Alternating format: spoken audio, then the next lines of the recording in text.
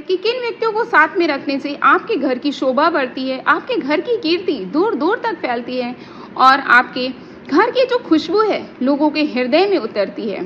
तो वो पहला व्यक्ति है आपके स्वयं के माता पिता। जब हम अपने बुजुर्ग माता पिता को अपने साथ रखते हैं या हम स्वयं उनके आश्रय में रहते हैं तो ऐसे में हमारे घर की शोभा बढ़ती है, क्योंकि वह बुजुर्ग व्यक्ति, वह बुजुर्ग माता पिता सदैव हमारे हित की कामना करते हैं और वह सदैव हमें सद्मार्ग दिखाते हैं। और जब भी हमारे जीवन में कोई संकट आता है, कोई दुख आता है, कोई बुरी परिस्थिति आती है तो वो सदैव हमारे साथ खड़े रहते हैं और हमें सद्मार्ग दिखाते हैं।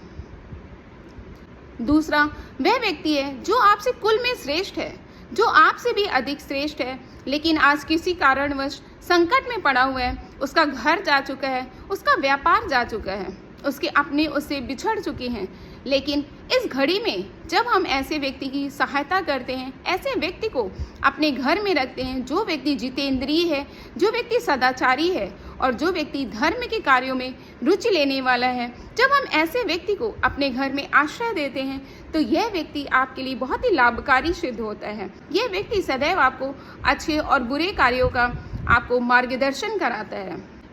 ऐसे में जब हम ऐसे व्यक्ति की सहायता करते हैं तो ये हमारे कुल की शोभा बढ़ाते हैं। तीसरा वह व्यक्ति जो आपका मित्र है लेकिन सदैव आपका हितैषी रहा है, लेकिन किसी कारणवश आज उसके पास धन नहीं है, किसी कारणवश आज वह साधनहीन हो चुका है, उसका व्यापार जा चुका है। ऐसी संकट की घड़ी में जब हम उस मित्र को अपने घर में आश्रय देते हैं तो वह मित्र सदैव हमें उत्तम उत्तम सुझाव देता है, हमें सदैव धर्म का उपदेश देता है। वह व्यक्ति सदैव हमें सद्मार्ग में चलने की प्रेरणा देता है और हमारा सदैव हितैषी बना रहता है।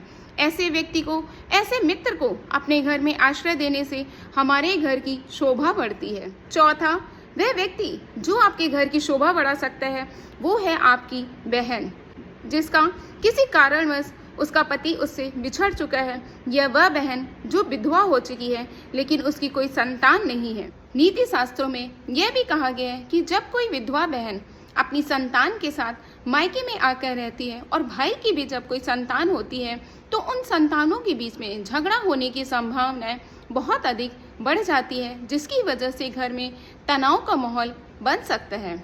इसलिए नीति शास्त्रों का कहना है कि वही बहन मायके में आकर रहे जिस बहन की कोई संतान नहीं है।